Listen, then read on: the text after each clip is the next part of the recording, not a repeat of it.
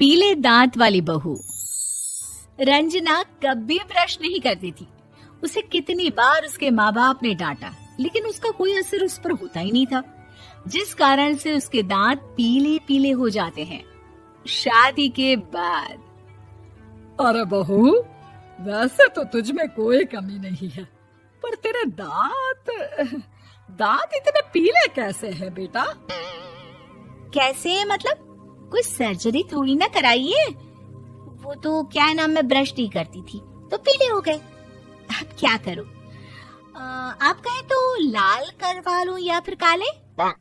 यार ये क्या है, क्यों माँ से लड़ रही हो? लड़ रही हूँ?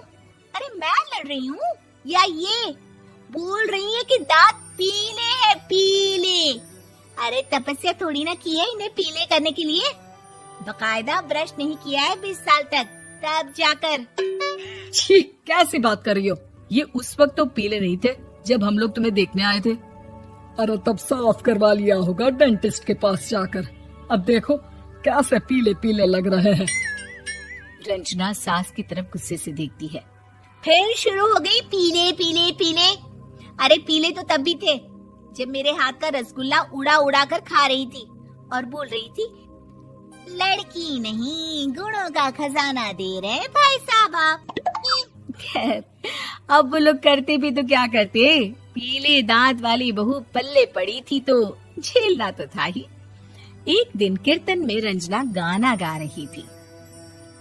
अरे कमला बहन, माँ का द्वार है, यहाँ तो सब शुद्ध होकर आते हैं, फिर अपनी बहू को ब्रश भी नहीं करवाती तुम। दूर से पीले पीले दांत भक्ति में बाधा उत्पन्न कर रहे हैं। अरे कोई 2 साल के बच्चे थोड़ी ना लेकर आई हूँ मैं बहू बनाकर। अच्छी खासी लड़की है, अरे कैसे करवाऊं ब्रश? ये तो उसे खुद करना चाहिए ना। अब माँ बाप तो इसके जैसे तैसे निपटा दिए, ये नहीं सोचा कि सास कैसे संभालेगी। सास बहू को लेकर घर आ जाती है, लेकिन सोच लेती है कि अब इसे लेकर कहीं नहीं जाएगी। अगले रोज बहू कहती है, अरे क्या हो गया, मंदिर नहीं जाना क्या? कीर्तन का वक्त हो रहा है। मेरी मधुर वाणी से कान्हा जी जागते हैं और सोते हैं। आप तो जानती है ना उनकी भक्ति में कितना मन लगता है मेरा। वो क्या है ना, तबीयत ठीक नहीं लग रही है मेरी, आराम करूंगी मैं। तबीयत ठीक नहीं लग रही? अभी तो मिथुन के गाने पर नाच रही थी आप, और अब बोल रही है कि तबीयत ठीक नहीं लग रही। अरे भक्ति में मन लगा लो सासू माँ, ऊपर जाना है, क्या मुंह दिखाओगी आप? हाँ? सास को बहू की बात पर गुस्सा आ जाता है। मैं क्या मुंह दिखाऊंगी, इसकी चिंता तो ना कर, समझी?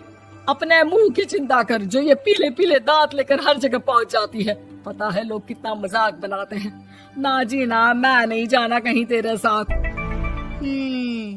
तो ये बात है। कोई ना, मत जाओ, मैं अपने कमरे में ही बैठकर भक्ति कर लूंगी। ऊपर वाला दांत थोड़ी ना देखता है, मन देखता है, भावना देखता है। और अरे बस बस, तू सब कुछ दिखा, बस ये सफेद चमकदार दांत ना दिखाना किसी को, है? जा यहाँ से। बहू को सास की बात का कोई फर्क नहीं पड़ता, वो तो जैसी थी वैसी ही रह जाती है। सुबह नहाकर किचन में खाना बनाना, फिर खाना खाना, कीर्तन भजन करना और सो जाना। एक दिन, माँ जी मैं सहेली के घर जा रही हूँ, शाम को लेट आऊंगी। हाँ, तो जाना, मैंने कौन सा तेरी आरती करनी है घर पर बैठकर। रंजना सहेली के घर जाती है, जहाँ वो पार्टी में जाने की तैयारी कर रही होती है। अरे शिखा, कहाँ जाने की तैयारी कर रही है? मैं गलत वक्त पर आ गई क्या? अरे नहीं यार, उल्टा सही वक्त पर आई है। मैंने ये साड़ी और ज्वेलरी निकाली है यार, शाम को इनके ऑफिस की एक पार्टी में जाना है। बताना कैसा लग रहा है ये सब? नहीं यार, इस ड्रेस के साथ तो वो वाली ज्वेलरी अच्छी लगेगी। हाँ, सही बोल रही है, मैंने ध्यान ही नहीं दिया। वैसे तो हमेशा से मस्त फैशन सेंस रखती है। तो बड़ा जाती होगी ना पति के साथ पार्टी में। रंजना कुछ नहीं बोलती, बस सोचती है कि यार काश ये बात सही हो जाती, पर मैं क्यों नहीं जाती पार्टी में? क्या इन लोगों की कोई पार्टी होती नहीं होगी? रंजना घर आती है और रात में पति से सवाल करती है, एक बात बताइए, आप मुझे किसी पार्टी में क्यों नहीं ले जाते? क्या आपके यहाँ ऑफिस में पार्टी नहीं होती? पति बेचारा क्या कहता कि दांत पीले हैं तुम्हारे इसलिए। अरे कोई पार्टी होती नहीं हम लोगों के ऑफिस में, तो कहाँ से लेकर जाऊं? और मार्केट, मॉल, कहीं वीकेंड घूमना, कहीं तो।